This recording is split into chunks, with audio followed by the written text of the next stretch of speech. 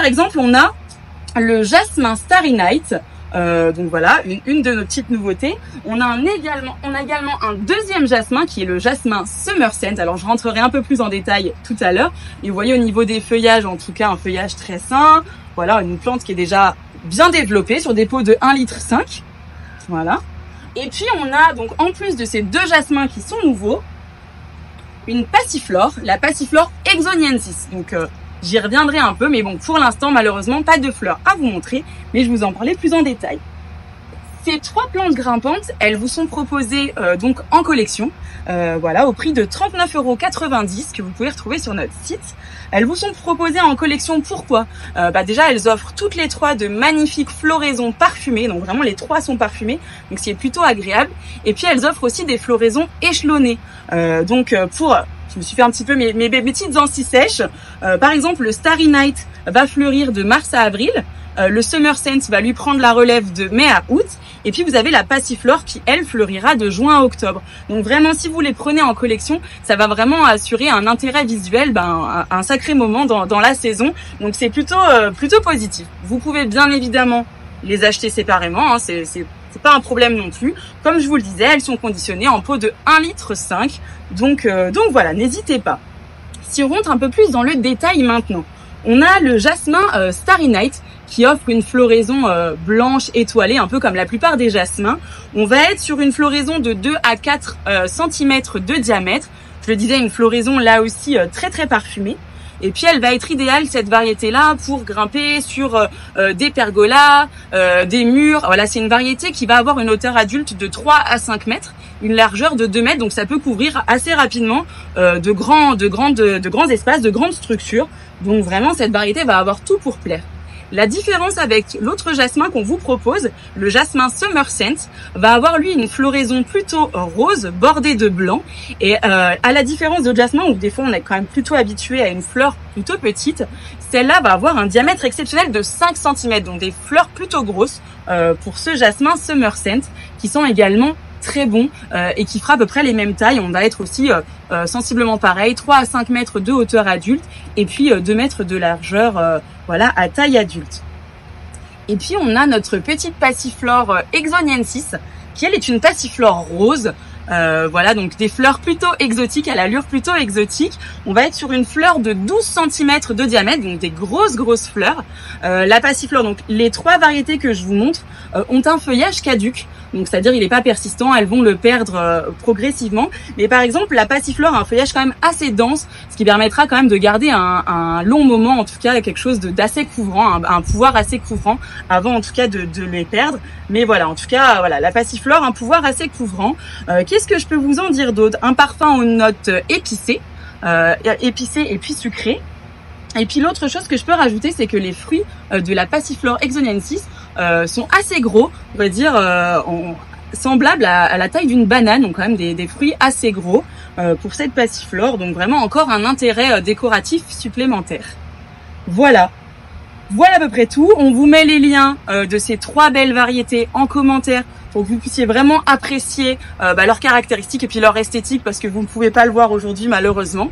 Et puis pour aller un peu plus loin sur les plantes grimpantes, vous êtes souvent nombreux à nous poser des questions, que ce soit sur les réseaux sociaux, sur notre service client, voilà, sur la boîte mail de notre service client. Donc on s'est dit aujourd'hui qu'on allait un petit peu compiler tout ça, voilà, prendre un peu les questions qui étaient récurrentes et qui revenaient régulièrement pour pouvoir y répondre en direct. Donc là encore, j'en ai noté quelques-unes. Bien évidemment, si vous aviez une question qui vous brûle les lèvres, auquel je n'aurais pas répondu, n'hésitez pas à l'écrire en commentaire, hein, on y reviendra. Mais pour l'instant, j'en ai déjà pas mal à vous proposer. On a par exemple, quelle est la meilleure période pour planter des plantes grimpantes? Alors si on vous les vend en ce moment, c'est bien évidemment que vous pouvez les planter tout de suite, mais effectivement, on privilégie habituellement l'automne ou le printemps, des périodes où les températures sont moins extrêmes, ce qui va permettre aux plantes de s'acclimater plus facilement, de bien s'enraciner, etc. Donc voilà, plutôt printemps, automne, mais vous pouvez tout à fait le faire maintenant. Ils sont proposés en pot, déjà bien développés. Voilà, il n'y a pas de raison que ça se passe mal. Combien de temps faut-il pour qu'une plante grimpante atteigne sa taille adulte? Alors là, ça va dépendre de l'espèce. Vraiment, ça va dépendre. Elles ont des croissances assez différentes. Pour un jasmin, habituellement, on peut compter 2 à 3 ans pour atteindre une taille adulte. Mais pour les autres, ça peut être plus, ça peut être moins. Là encore, je vous conseille, je le fais souvent, de vous référer à nos fiches produits. On y indique la croissance. Donc, si on va avoir sur une croissance plutôt lente, plutôt rapide, ça vous permettra de voir un peu plus ce qu'il est possible de faire dans vos espaces.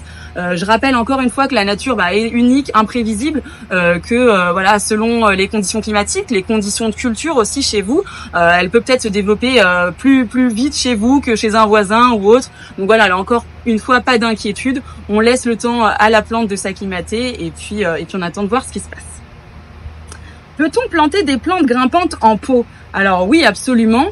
Une condition tout de même, que le pot voilà, soit suffisamment large pour laisser la place aux racines de bien avoir de la place, de bien s'étendre.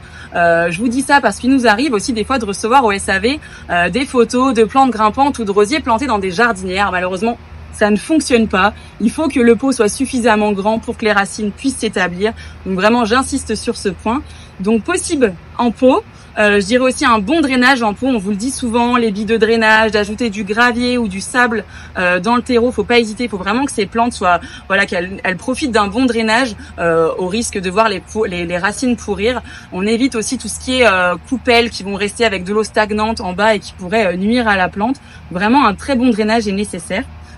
Et puis j'allais parler du support, mais je crois que c'est une des questions qui venait après. Comment choisir un support adapté pour une plante grimpante en pot? Et bien là, je dirais un support suffisamment robuste. Donc il faut vraiment prendre en compte la taille adulte que va avoir la plante et il faut que le support soit suffisamment robuste pour pouvoir la soutenir. Voilà. Et puis aussi, il faut que ce support lui permette aussi à la plante d'avoir une bonne circulation de l'air au risque que des maladies se développent. Donc vraiment, circulation de l'air va être très très très importante. Ma plante grimpante cultivée en pot ne fleurit pas alors que les feuilles semblent en bonne santé. Que faire? Alors il peut y avoir plusieurs raisons au fait que la plante grimpante ne produise pas beaucoup de fleurs. Alors on a parlé de la taille du pot tout à l'heure, ça c'est important parce que du coup la floraison va aussi dépendre de ça. Il faut que la plante puisse bien s'enraciner pour bien se développer. N'hésitez pas, si le pot est trop petit, à la rempoter dans un pot plus grand. L'exposition au soleil. Alors sur les plantes que je vous ai présentées aujourd'hui, on va être sur une exposition plutôt ensoleillée, mi-ensoleillée, c'est ce que demandent la plupart des plantes. Mais on a aussi des plantes, ça me fait rebondir aussi sur une autre question, des plantes grimpantes qui vont plutôt aimer l'ombre. Par exemple, si vous avez des espaces plutôt à l'ombre, plutôt privilégier le lierre, l'hortensia grimpant, ça sera très bien. Mais pour ces plantes-là qu'on a présentées aujourd'hui, on va être plutôt sur exposition ensoleillée, mi-ensoleillée. À noter que les clématites qu'on vend aussi comme plantes grimpantes aiment beaucoup avoir leurs fleurs et leurs feuillages au soleil, mais aiment bien avoir plutôt leurs racines à l'ombre.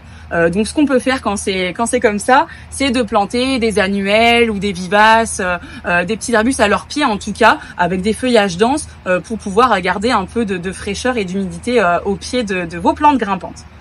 Donc on disait la taille du pot, l'exposition au soleil, la qualité du sol. Donc voilà, on parlait du bon drainage. Il faut qu'il y ait aussi un sol qui soit riche en nutriments. Pour aussi favoriser la floraison, vous pouvez privilégier des engrais riches en phosphore. On va éviter à contrario les engrais riches en azote qui eux vont avoir tendance à plutôt favoriser les feuilles, en tout cas la partie feuille, la croissance des feuilles. Et nous, ce qu'on veut, c'est plutôt la floraison, donc plutôt phosphore. Et puis alors les conditions climatiques, voilà, un hiver qui va être plutôt long, un printemps plutôt tardif, ça va pouvoir retarder ou inhiber la floraison. Donc là encore, pas d'inquiétude, on attend de voir comment ça évolue, tout n'est pas perdu.